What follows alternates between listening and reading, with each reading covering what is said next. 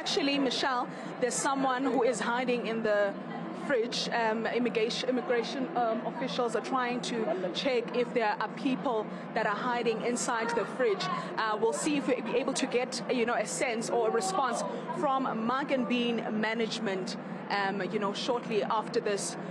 It's actually quite surprising and shocking, because as we have been making this raid, we haven't spoken to anyone from management, or no one has come forward to essentially find out why officials are here, and also to explain why some people have been trying to escape using the roof. For instance, some of them have had to hide themselves in a refrigerator, but we will be hearing from management, In fact, we are seeing immigration officials engaging with management of Mug and Bean, and just to check if they are complying, checking issues of minimum wages, and really just to ensure that they are adhering to all the labor laws.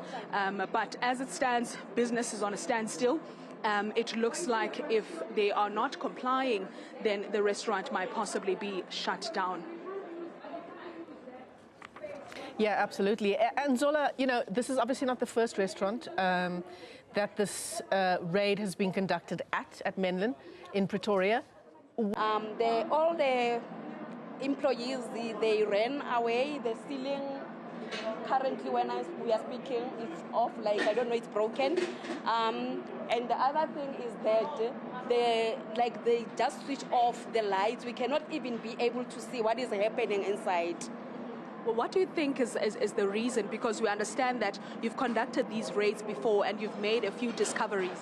Okay, I think the main reason for the employees to run is must have that they don't have the legal documents to work in our country, and as well maybe they don't even want to talk to us as a Department of Labor in terms of the compliance for the employer with the employer. That is the roof that collapsed just about 5 minutes ago, where it is believed that some of the employees were trying to find or make their way out, running away.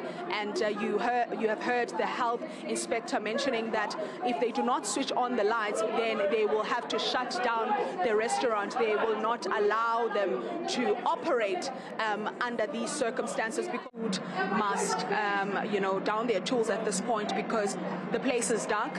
And, what's actually surprising is that when we walked in here, it was business as usual. There was light, but as soon as officials made their way inside this kitchen of Mug and Bean Menlyn, then lights went off. A part of the roof collapsed, and it is alleged that some people were trying to run away or escape through this broken roof that you see here, Michelle. Yes, and hello guys, welcome back to my channel. Now, before we get to the juicy part, it's not every day that we see successful extradition. All right, we're still waiting for them to extradite Bushiri, but I don't see that happening, honey. Now, former Eskom contractor Michael, who failed in his fight to avoid extradition to South Africa in connection with a 745 million rands Kusile fraud and corruption matter, has touched down at OR Tambo International Airport. Now, Michael was extradited from the UK, where he was arrested in 2021. Now, before he landed in 10:30, several SAPS vehicles and officers were seen outside the police station at the airport. Now, Michael, who was wearing a neck brace, was seen being taken away by police in a wheelchair, honey. So it seems like Michael is not well. Someone said we've seen that tactic before, but anyway. Now, National Police spokesperson Brigadier told News 24 that part of the conditions of the extradition was that a medical doctor must be part of the team to ensure Michael's medical well-being. We have our doctors here in South Africa. They can, if he needs anything, any agent help, they can help him. But anyway, he needed to come with his own doctor. That was part of the agreement of the extradition, okay? Umate said the suspect is not in good health. SAPS Interpol SA requested the Department of Defense to avail a doctor and it was arranged. Oh, he didn't come with his doctor. I thought he came with his doctor. Now, Kelly was arrested by British police in 2021 at the request of South African authorities, okay? He was granted a bail, 100,000 euros.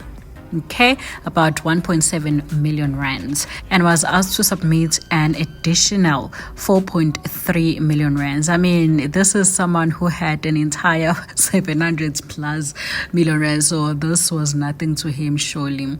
According to the investigative directorate, Eskom paid 745 million rands to Tabular Construction Projects, exposing the state-owned entity to 1.4 billion rands in cost as per the escalation of the contract. Now, Kelly, together with his co-accused former Eskom managers, Francis Abraham, businessman Umapoko, Tabular Construction CEO Antonio, Umasango, Ohomeswane, and Trinidad are facing charges of fraud, corruption, money laundering, and offering and receiving unauthorized gratifications. All right, so that one so good. I guess you bye bye South Africa, hello UK, here I come. Now he's sick. But when he was chowing the money, he was very well. He even flew. Anyway, the inspections are still taking place, and main lane, guys, like main lane, 90% of the people employed there, kwama restaurant, take it from me, 90% of them are illegals. So I'm not even shocked Uguti someone was even hiding in the fridge, and abanye ba qopoza irufu babaleka, obviously afraid of being arrested and all of that. But I'm glad these inspections are happening, especially for the hospitality, for the people that are in the hospitality industry. Those people are exploited. It's not even funny. Do let me know, guys, what you think in the comments section down below. It's painful, actually. It's very painful, and I was even talking to Home Affairs to say, is there a way that we can even assist on documenting them? What's the route around that? Because the more they are documented, the more they're able to access the benefits. Now they're threatened; their jobs are threatened on the basis of saying that they have to take a fall for what the owner has to do, and the Department of Home Affairs cannot have a say beyond that. And most likely around 1,000 rand. That is bad, and that's what we with the two restaurants that we've even today we've inspected. One, which is Mark and Bean here in mainland, they are earning around 1,000, 1.2. That is average.